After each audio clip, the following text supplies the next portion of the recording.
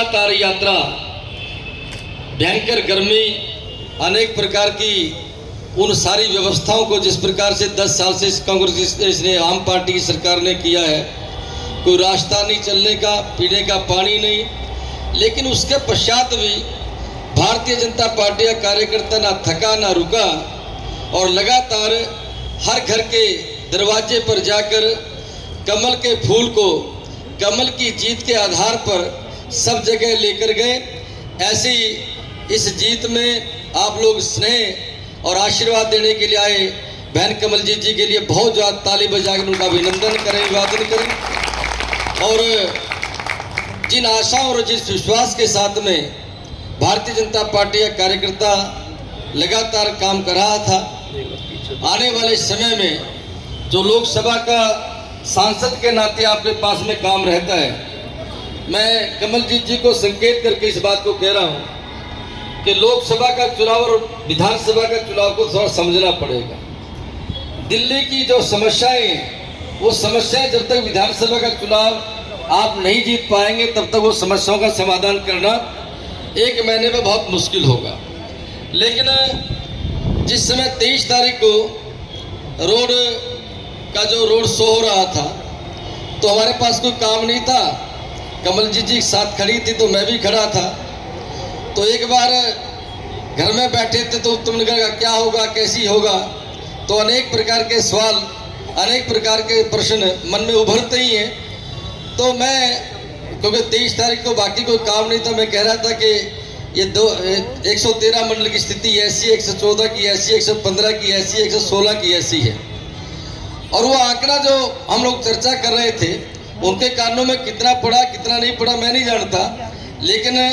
मैं कई बार सोचता हूँ अगर मैं ज़्यादा बोल देता तो शायद परिणाम उसी प्रकार के निकल कर आते।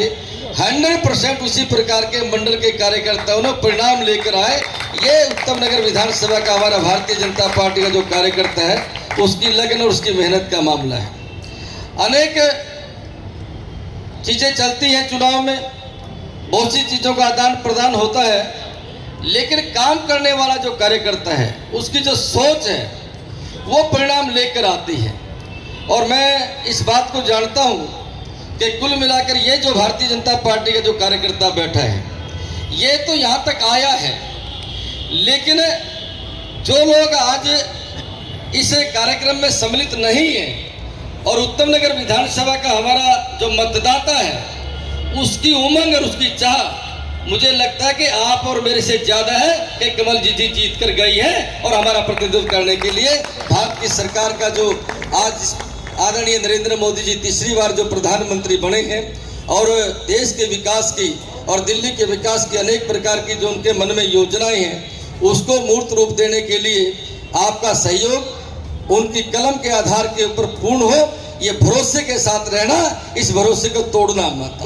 अनेक प्रकार के विषय लोग चर्चा करते हैं, तरह तरह के अखबारों में लेख भी लिखे जाते हैं, टेलीविजन पर बहुत सी चीजें आती जाती रहती हैं,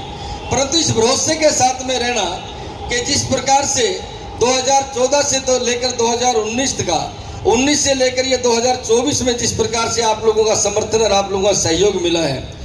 अगर दिल्ली से मैं ये भी कह सकता हूँ कि आसाम के अंदर भी जब मेरे से कोई पूछता था कितनी सीटें आएंगी, तो मैं कहता था 12 सीटें तो पक्की हैं, लेकिन एक सीट का ऊपर नीचे हो जाता है। वो 11 सीटें वहाँ पर आई हैं, लेकिन जो 11 सीटें आई हैं वो 11 सीटें इस प्रकार से आई हैं कि लगातार वो सरकार 7 साल से मेहनत कर रही है, लेकिन हम उत्साह में हैं। लेकिन जो सरकार यहाँ चल रही है वो सरकार 8.5 साल से 9 साल से किसी भी प्रकार की किसी भी दिल्ली के विकास की योजना में नहीं है, लेकिन उसके पश्चात भी